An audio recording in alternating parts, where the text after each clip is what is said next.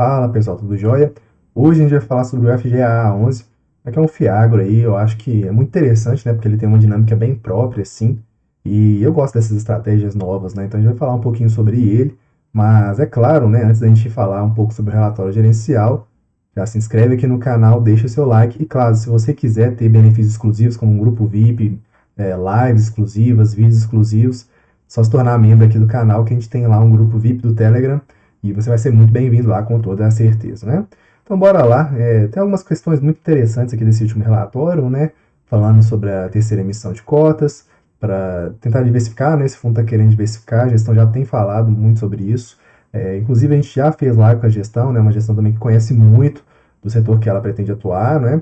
36,9% da carteira alocada em ativos com rating A- ou superior, ou seja, é uma estratégia que vai pegar ali originação e estruturação, ou seja, a maior parte da carteira não vai ter rating, né? Sinais de preço para o setor sucroenergético, que é, né, a grande estratégia desse fundo aqui, que representa 75,9% da carteira, é bastante positivo devido principalmente às expectativas de produção dos principais produtores. Distribuição de 3 centavos por cota, correspondente à rentabilidade líquida de CDI mais 3,44%, interessante, né? Analisado considerando a cota patrimonial ou 151% do CDI, muito interessante, um rendimento tributável equivalente, né, que a gente chama de gross up.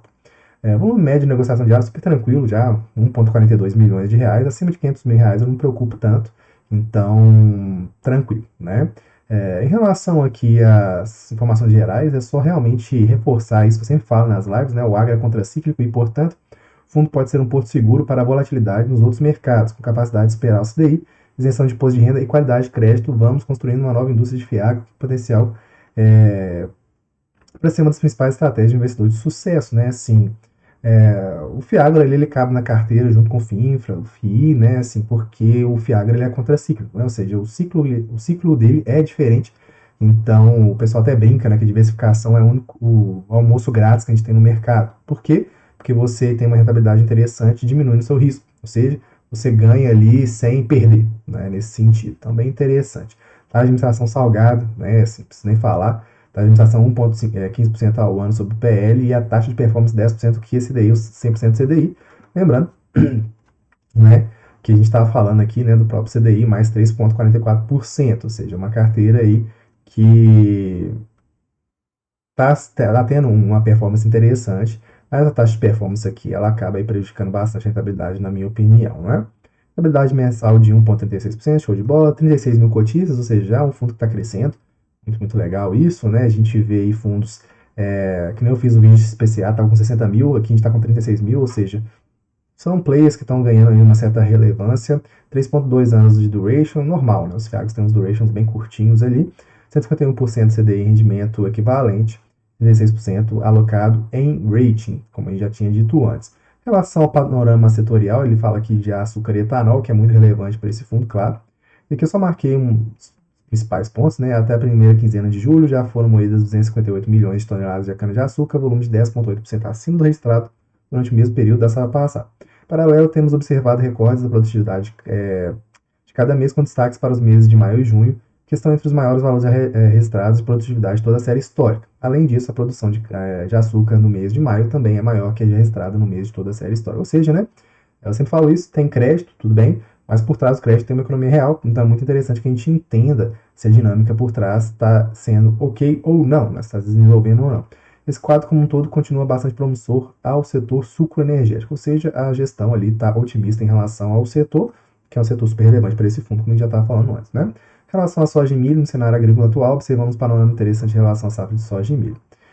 Embora tenhamos testemunhado no começo do ano alguns atrasos das exportações, é possível observar que nossas análises prévias se confirmam nos meses de maio e junho, tanto as exportações de soja quanto de milho atingindo níveis recorde, sendo que nos últimos 3 meses, maio e julho, somou 44,6 milhões de toneladas, contra 36,7 milhões de toneladas no mesmo período anterior, com crescimento de 21,6%. Em relação aos fertilizantes, o ritmo de importações de fertilizantes químicos de janeiro de 2023 a julho de 2023 foi 14% inferior ao observado no mesmo período do ano, segundo os dados da Secretaria de Comércio Exterior. Com o volume importado atingindo 20,3 milhões de toneladas no período, esse comportamento é explicado pela antecipação de compras ocorrida em 2022 devido ao conflito entre Rússia e Ucrânia. Com relação aos preços, de acordo com os índices de preços divulgados pelo Banco Mundial, houve uma leve alta no mês de julho, principalmente nos nitrogenados devido ao aumento da cotação do gás natural, tudo conectado, né? Em relação aos comentários do gestor, tem algumas coisas interessantes aqui. O mês de julho foi positivo para a macroeconomia porque a agência de classificação Fitch aumentou o rating de BB- para BB. Interessante, né? Se deve a um desempenho macroeconômico fiscal melhor do que esperado, mesmo em meio aos choques sucessivos nos últimos anos. Outra notícia positiva da economia foi a queda da taxa Selic, a partir do voto de desempate do Roberto Campos Neto. Né? A gente vai falar isso de vez em quando, sobre essa questão ali, né, de diminuição ou não da taxa de juros. A gente imagina que sim, a taxa de juros vai se reduzir gradualmente ao longo do tempo. Algumas pessoas já estão dizendo até que tem uma redução até mais acentuada do que se esperava antes. Né? Então vamos acompanhar aí. Mas é isso, né? Assim, a economia tem um cobertor curto, então a gente cobre a cabeça, descobre o pé. Então também eu imagino que o governo vai ser ali cauteloso e vai reduzindo gradualmente a taxa de juros. Com o futuro de juros vem respondendo a essa melhor expectativa macro, tendo reduzido em média 160 bips, para quem não sabe, 160 bips é 1,6% nos últimos 90 dias. Os spreads de crédito também estão se fechando. Essa melhora de cenário de crédito contribuiu para a construção de novas oportunidades de originação, já que grandes empresas estão voltando para as negociações de capital, de novos recursos e para o giro de ativos da nossa carteira, obtendo ganho de capital. É o que essa gestão tenta aí fazer para dar um a mais para o cotista, né? Mesmo se fossem questões de estresse lá no sucroalcooleiro, né? Em 25 de julho de 2023 foi publicado o anúncio do início da oferta pública frente à terceira emissão de cotas do fundo, nosso segundo follow-on. Conforme previsto no documento da oferta, os principais objetivos da carteira do fundo são aumento da diversificação, que eu falei no início do vídeo, né? Então a gestão está querendo fazer essa diversificação, mas é lembrando, né, que a proposta dessa gestão aqui mesmo é focar no sucroalcooleiro. Então é interessante que você tenha outros setores também, mas também a gestão, na minha opinião, tem que olhar também se não vai perder muito o DNA do fundo na medida que for diversificando demais, né? Se a gente tiver todos os produtos iguais na indústria, então por que você tem tantos produtos assim? Então é interessante também que tenha o DNA para a pessoa entender como que ela coloca ali na sua carteira os fiagos, né, a partir dos seus estudos, né?